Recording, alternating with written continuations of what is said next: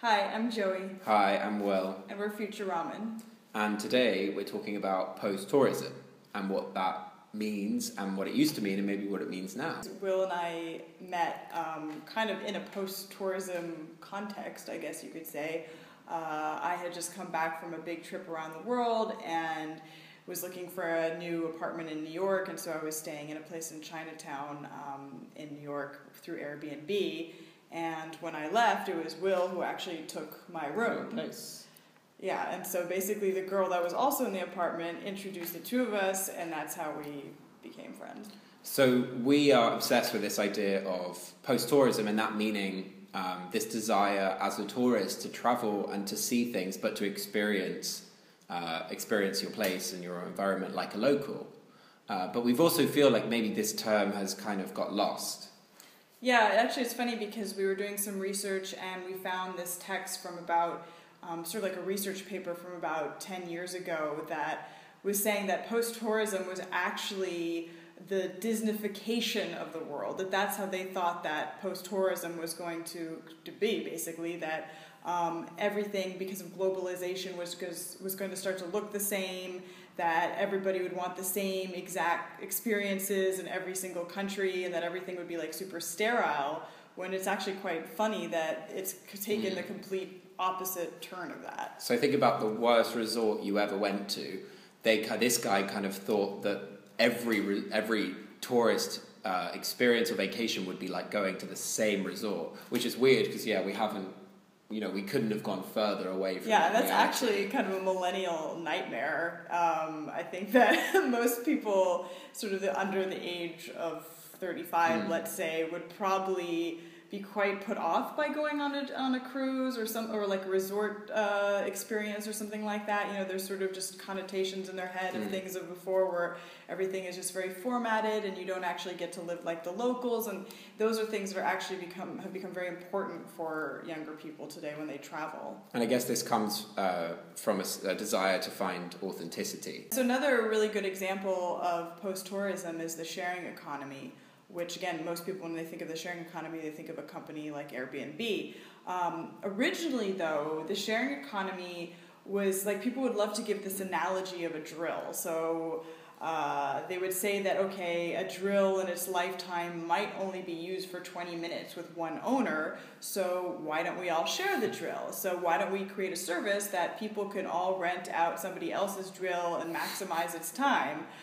So that was kind of the original intention of the sharing economy, but it's sort of taken a different turn these days where it's also become a commodity that is being bought and sold and with its own set of rules. So it's not so much exactly shared anymore, it's more like paid for sharing. So services like Uber and Airbnb are beneficial for someone looking for a kind of post-tourist experience, but as the Airbnb journey is going along, maybe it becomes clearer that, in a way, a lot of these apartments are serviced hotel rooms, in a way, and that the experiences might not be fully authentic, because whereas before, people like me and Joey probably connected and had dinner, and we also did that with our hosts, nowadays, I'm not sure that happens. If someone's going to have hundreds of people per year, I doubt they're going to really invest the same kind of time.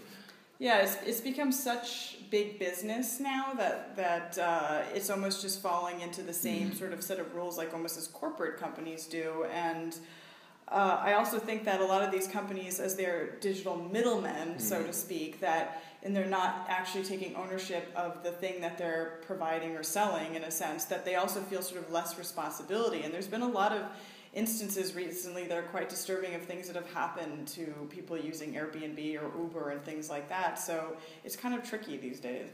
I'm really interested now in where tourism will go as an industry. So as more and more people are traveling, it seems that people are leaving work less and less at home and kind of trying to take their same life around the world. One of the primary characteristics that sort of differentiate post-tourists from the original tourists, if you want to call them that, is the fact that a lot of people before, they would just go to one place and they visited it one time in their lifetime, almost like just something on their checklist, and then they were done. Whereas post-tourists tend to recreate homes in different places, which is why things like Airbnb have flourished, is because it sort of allows you to behave like a local in different places and come back to the same things. nonetheless, I think that people still do crave adventure and surprises, even within that context of familiarity. As someone, I mean, as two people now based in Berlin, we've always been amazed at how many people, especially my friends from London, how many people come and visit, and how many people have been to Berlin 3, 4, 5 times. And that's definitely a change. And I was talking to, my dad about this, and he'd been to Berlin and kind of felt like he'd done it. And that's interesting, because I guess for him, the box had been ticked. But I think for a younger generation, the reasons for traveling are just so different. And then travel isn't there as something, we don't travel to see things anymore. We travel to experience them. Exactly.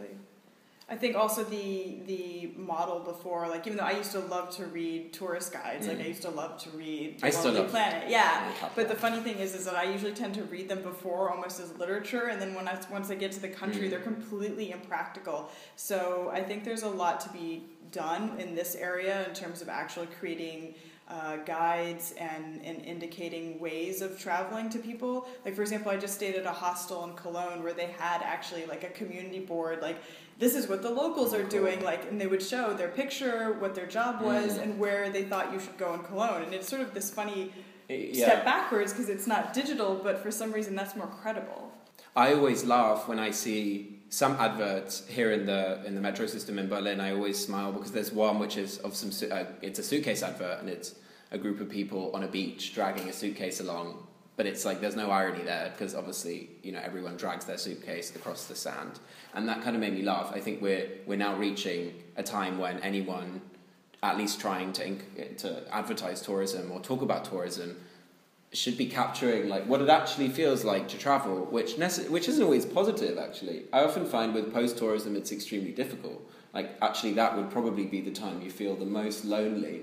And then weirdly the most fulfilled. It's like much more of a risk. That's the adventure. Yeah, and I think actually for me at least, and I think for a lot of other travelers, adventure is sort of the operating word. It's like, it's not just about the place you're going to, but it's about the whole process, and for better or worse. And it's true, I think that tourism has sort of been glamorized in the past, and there's some parts of traveling that are really not glamorous. What do you think about relaxation? Do people still want to travel to relax? Because in a post-tourist sense, there's not really much relaxing going on here. I mean, I think people still have that desire to relax. I certainly do. But at the same time, another thing that's been happening is people are really consolidating their work and their travel time, that people want to maximize their time, and they often go places also with the intention of working, of networking, of meeting people, of doing other things. So, it's not that same thing where people just go to hang out on the beach in Mexico, as lovely as that sounds. But I would love to do that. And I think it would be silly to discredit the hotel industry entirely, which is something that maybe 5 years ago I was thinking, by 2020, will we still have functioning hotels? Hotels obviously work well because Airbnb can be really inconvenient, and sometimes you just need a room for a night or a short period of time, or you want somewhere anonymous. Read into that what you will. The hotel industry is still booming, but in a very different way, and we're seeing loads of pop-up kind of shared hotels that emphasize community. There's a real place still for hotels. I don't think they'll ever disappear. I just think that a lot of hotels might need to rethink how they do things to market themselves. Like, people do look more for originality. They don't want that cookie-cutter hotel if they can avoid it. Without necessarily even going into like boutique hotel territory. I think there's a lot of things that can be done without going so high-end as well. Like, I've stayed in these sort of now glorified hostels where you still get your own room, but maybe you share a bathroom or something, and they're really, really nice, and they've got a lot of character. So, I mean, I think the best hotel I stayed in was an eco hostel, and it was in Brazil, and it cost the equivalent of maybe like €10, $11, a couple of pounds. It was amazing. It was one of the best places I ever stayed. Why was it one of the best ones? Well, it was completely eco, so the whole building was run off its own generator, its own water. It had the most amazing view of this bay. The bed was really comfortable. Everything was like handmade. There was hardly... I think it was just me and my friend there, even though it was a big dormitory. There was no one there. And they gave us breakfast, and it was great.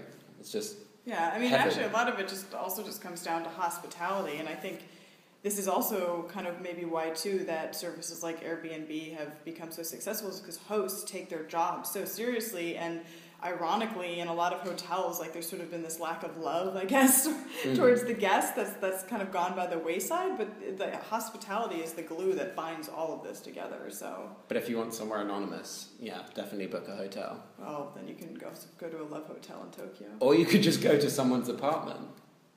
What? How about that? What? That's not anonymous. Oh, yeah, true.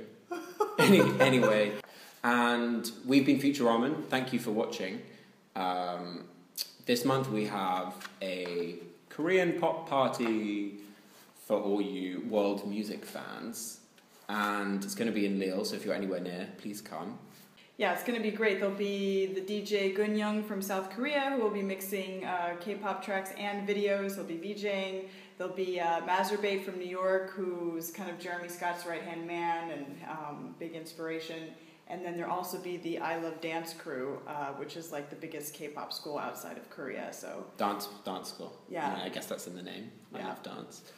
But yeah, it'll be really fun. So, and also I Love Dance will be giving a workshop tour around Europe as well. So if you're also in Brussels, London, or Berlin, there's some dance workshops. Thanks so much.